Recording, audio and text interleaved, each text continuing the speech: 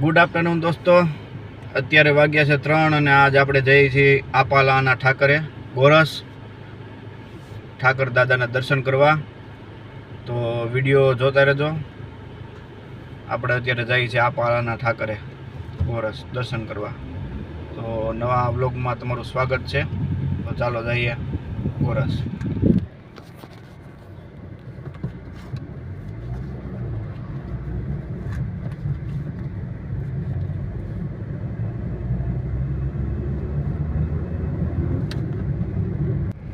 તો મિત્રો આપણે જોઈ શકો છો એમ આપણે લીલિયા થઈને જવાનું છે ગોરસ। તો આ લીલિયાવાળો રસ્તો છે, અકાળા અને લીલિયા થઈને જેસરવાળો રસ્તો છે। અંટાળિયા મહાદેવ રસ્તામાં આવશે, તો વિડીયો જોતા રહેજો આગળ।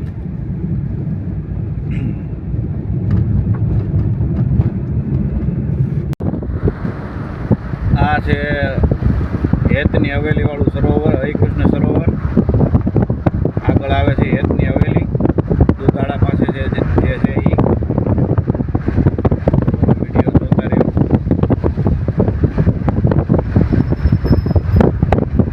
અત્યારે વરસાદના કારણે આખી સરોવર ભરાઈ ગયેલું છે। હમણાં એનો ગેટ પણ આવશે મિત્રો। તો આ છે હેતની હવેલીનો ગેટ, દુધાળા લીલિયાવાળા રોડે આવે છે આ। હેલો ફ્રેન્ડ્સ, તો અત્યારે અંટાળિયા મહાદેવ પહોંચી ગયા છીએ। આ છે અંટાળિયા મહાદેવની શિવલિંગ, આગળ મૂર્તિ છે એ, આ બાજુ અંટાળિયા મહાદેવનું મંદિર છે। અહીંયા આપણે લુવારિયાથી આગળ જઈએ ને ત્યારથી જ સિંહની અવર જવર ચાલુ થઈ જાય, એટલે આ રસ્તો સિંહની અવર જવર વાળો રસ્તો છે। આ આવી ગયું છે ક્રાકજ લીલિયા તાલુકાનું, અને અહીંયા સિંહનો વસવાટ ખૂબ વધારે પ્રમાણમાં છે। અહીંયા આખા ગામની નજીક જે નદી છે શેત્રુંજી નદી, તેના કાંઠે સિંહોનો ખૂબ વધારે પ્રમાણમાં વસવાટ છે। તો સિંહોનું ઘર કહેવાય ક્રાકજ ગામ, લીલિયા તાલુકામાં આવેલું છે। જો આ ગામ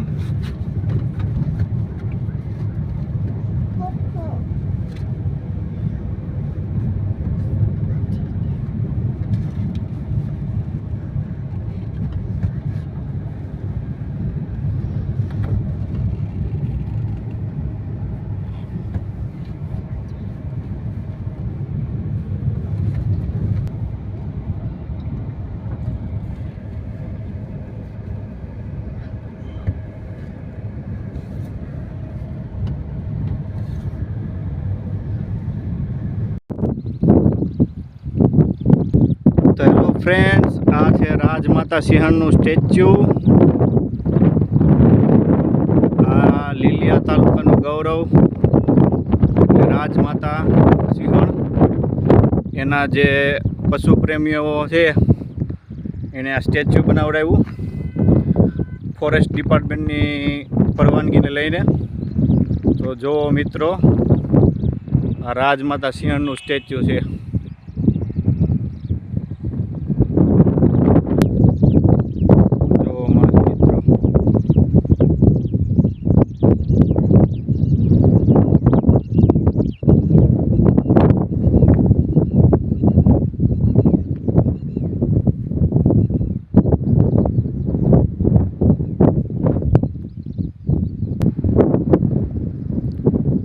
રાજમાતા સિંહણે 7 બચ્ચાને જન્મ આપ્યો હતો, અને ટોટલી 18 વર્ષનું એનું આયુષ્ય રહ્યું હતું રાજમાતા સિંહણનું, જે સૌથી સિંહ પ્રજાતિમાં લાંબુ આયુષ્ય રાજમાતા સિંહણ હતું। તેથી એનું નામ રાજમાતા સિંહણમાં નામ પાડવામાં આવ્યું હતું।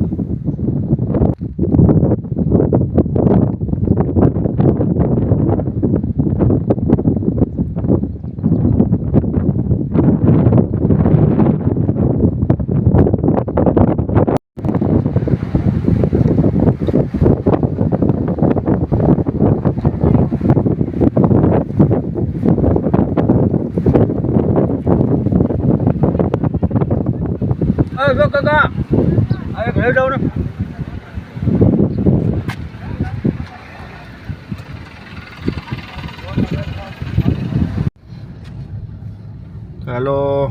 ફ્રેન્ડ્સ, અત્યારે આપણે જેસર પહોંચી ગયા છીએ.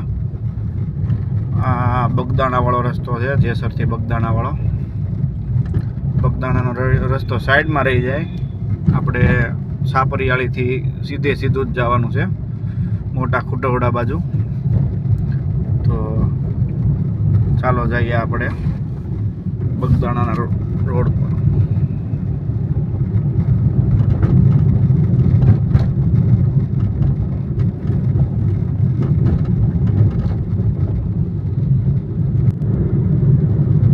જો ફ્રેન્ડ્સ, કેવો નજારો છે, લીલો એકદમ ડુંગરાવાળો વિસ્તાર છે. આ જેસરથી બગદાણા રોડ છે આ, અને આમાં ડાયરેક્ટ રોડ આ મહુવા જાય. જો એકદમ ડુંગરાળ વિસ્તાર છે એકદમ.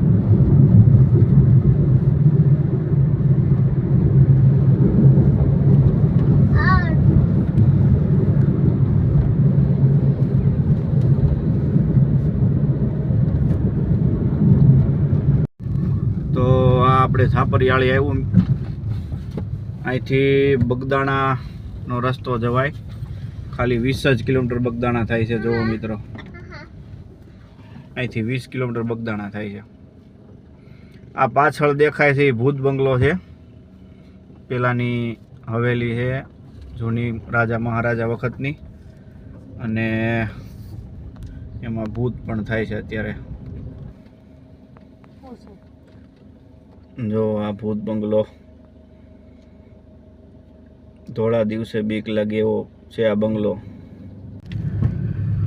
તો હલો ફ્રેન્ડ્સ, ખૂબ મોટા ખુટવડા આવી ગયું છે.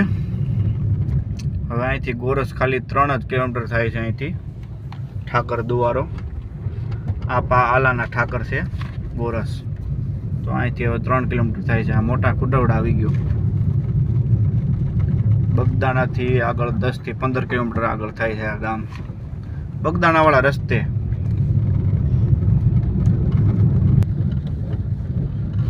આ મોટા ખુટવડા ગામ છે. જો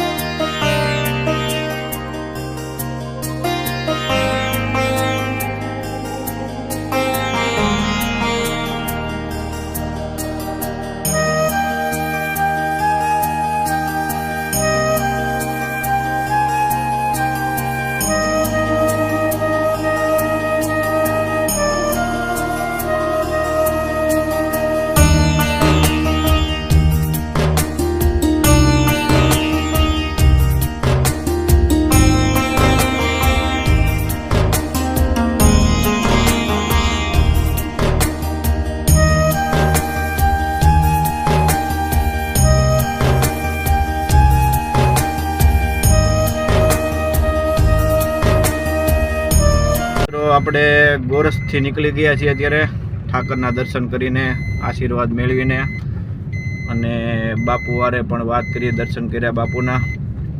હવે આપણે અહીંથી ચાવણ જવા નીકળી ગયા છીએ. તો આ વિડીયો અહીંયા જ સુધી. વિડીયો ગમ્યો હોય તો લાઈક કરજો, શેર કરજો, સબસ્ક્રાઈબ કરજો ચેનલને. અને આ બાજુ બગદાણા બાજુ આવો તો આપા આલાના ઠાકરના દર્શન જરૂર કરજો. જય ઠાકર.